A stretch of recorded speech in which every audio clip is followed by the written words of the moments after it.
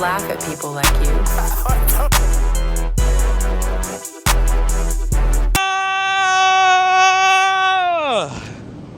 What's going on, y'all? Long time no see, but we back again with another video. I know. I've been MIA. For good reasons, though. For good reasons. But this is gonna be part 3 of how to start your own Turo business. I think I'm about a month and a half in, and I just want to give y'all an update, how it's going, what it's not going, is it worth it, is it not, am I gonna sell it, am I gonna keep it? Stay tuned. Saturday, somebody actually got a booking today. I'm gonna take the car, drop it off, Uber back, and really just take all along on the day-to-day process of how this bad boy usually goes. Real.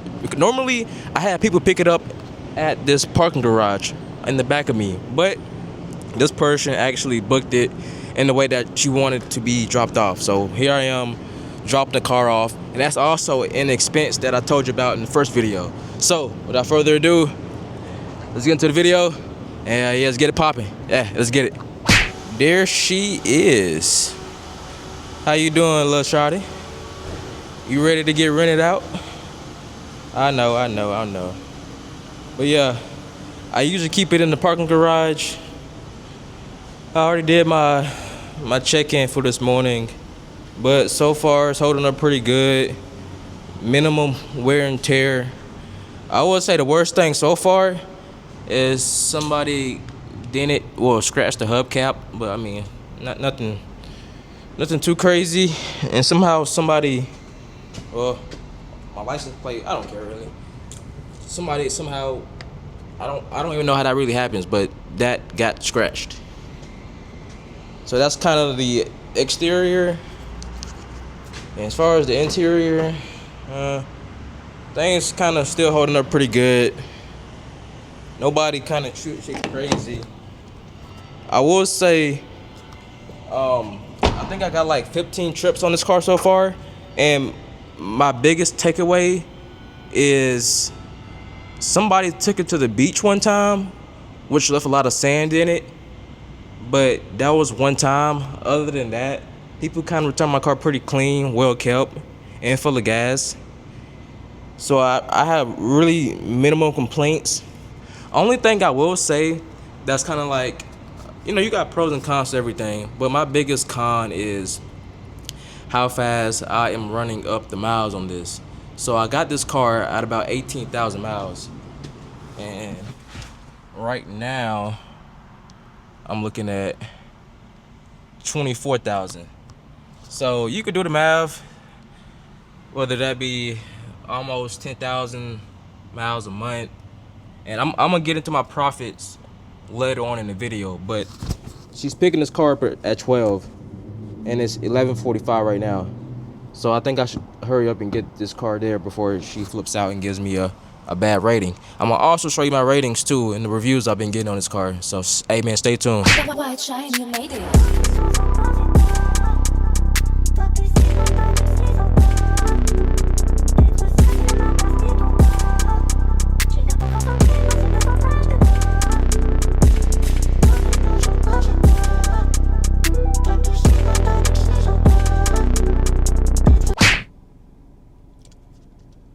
Alright, so I did make it to where I'm supposed to drop the car off at.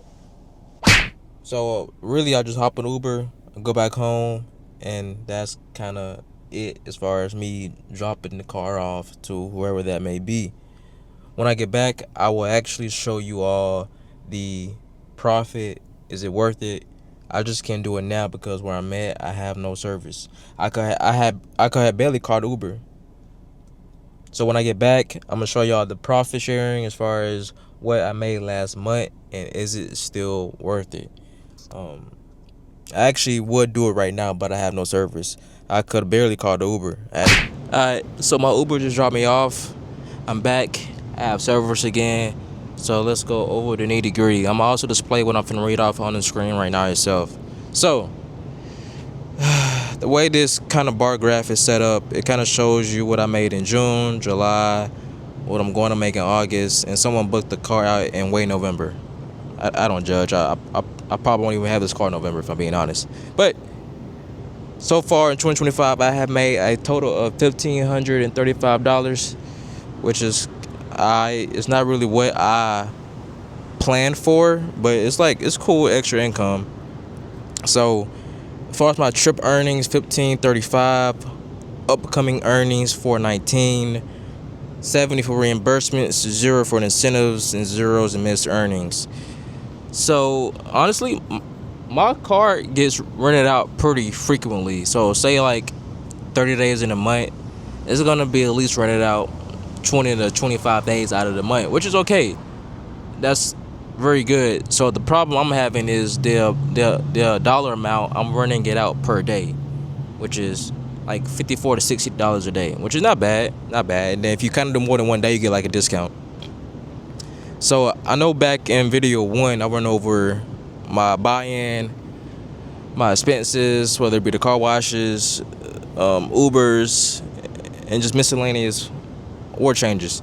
Well, I've had a total of 1 car wash.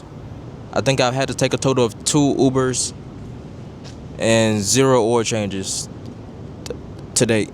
So I'm kind of about a month and a half in, so to say, which is, like I said, the 15 is not bad at all, but it's not really what I was looking for as far as profit wise. So if it's late July now, I'm gonna have an exit plan to sell this car maybe by the end of August.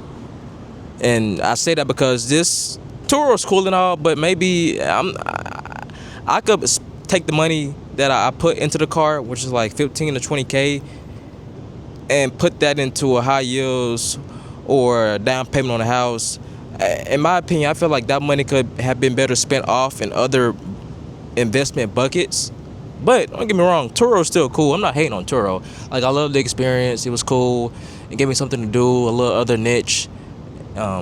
Also, I think this is also a good time where if you do have an LLC and you do have Turo, I would get your Turo account under the LLC so you can take advantage of whatever tax benefits or stipulations that may come with.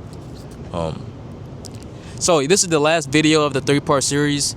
To summarize it, I like the extra income. I probably could have put the initial investment into a better bucket rather than Turo. It is a cool experience. I'm going to sell the car in about maybe 2 to 3 months. But do what you will with these 3 videos I posted. They were kind of more so informational rather than my usual vlogs. But other than that, man, thank y'all for tuning in. I don't know when I'm going to post again, but it probably won't be as big as a break as I took before because I was kind of BSing. You know what I'm saying? If you know, you know. But, hey, thank y'all for watching, man. Let's keep it up. There you go. I laugh at people like you.